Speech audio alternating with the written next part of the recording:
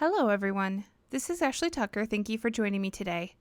For today's card, I'm going to be using this stencil from Brutus Monroe. This is called the Tangled Waves stencil. This stencil is supposed to look like waves, but I think with the right colors and some sparkle, it can look like some snowy wind.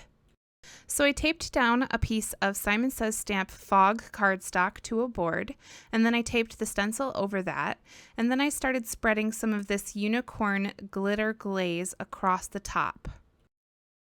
And this glitter glaze is from Brutus Monroe, and it's a really sparkly silver color. Once I finished filling in all of the waves and smoothing out the paste, I carefully removed the stencil. Now, whenever you work with any kind of texture paste, you want to make sure you clean off your supplies before the paste can dry. So I took that stencil and I just ran it under some warm water until it was nice and clean. To create my sentiment, I took a piece of Neenah Solar White cardstock and I prepped it with my powder tool for embossing. This stamp is from the Brutus Monroe Merry and Bright stamp set, and I stamped that with Distress Oxide ink in the color Festive Berries, and then I embossed over that with Rainbow Sparkle embossing powder from Brutus Monroe. Because Distress Oxide ink has the properties of both a dye ink and a pigment ink, you can emboss with it if you're really quick. I've been really enjoying adding Rainbow Sparkle embossing powder to my Christmas card sentiments. This embossing powder is clear with some colorful sparkles in it, so when I use it on my red sentiment, it makes it all shiny and sparkly. So I used a circle die to cut out my sentiment, and as you can see, I took my glitter glaze panel and I cut it down so that it's slightly smaller than an A2 size card base, and then I took a larger circle die and I cut a window out of the top of that panel. I'm going to be using this panel to create a shaker, so the next thing I did was I took my ATG gun and I put some adhesive around that circle, and then I took a piece of acetate and put it over the back so that I could create my shaker window. To create my shaker area, I took a large piece of foam tape and I folded it in half so that it's twice as thick, and then I cut it down the center so that I have two thin, long pieces. I took the backing off of both sides of the foam tape. This just makes it easier to curve around that circle. So I just worked it around that circle, and then I took my second piece and filled in the rest, and I made sure that those edges are really close together so that I don't have any gaps.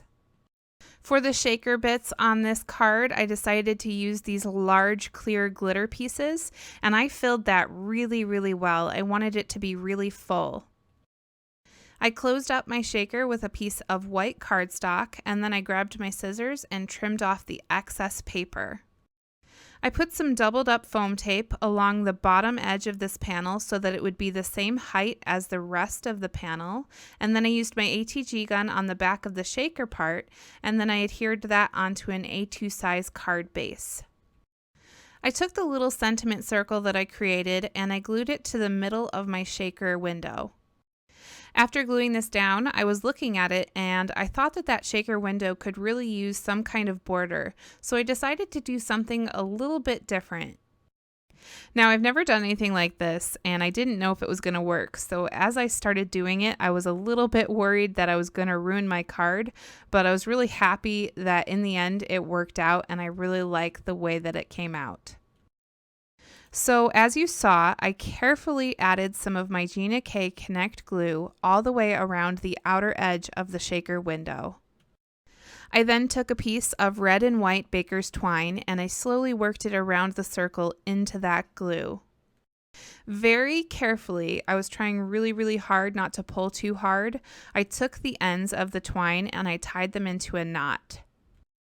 I used my tweezers a lot while I was doing this in order to move that twine around and get it right where I wanted it. I let the glue dry for a little while and then I took some scissors and snipped the ends of the twine. Here's a closer look at the finished card, and you can really see how sparkly this one is. All of that glitter glaze and the shaker bits and the sentiment, they're all shining.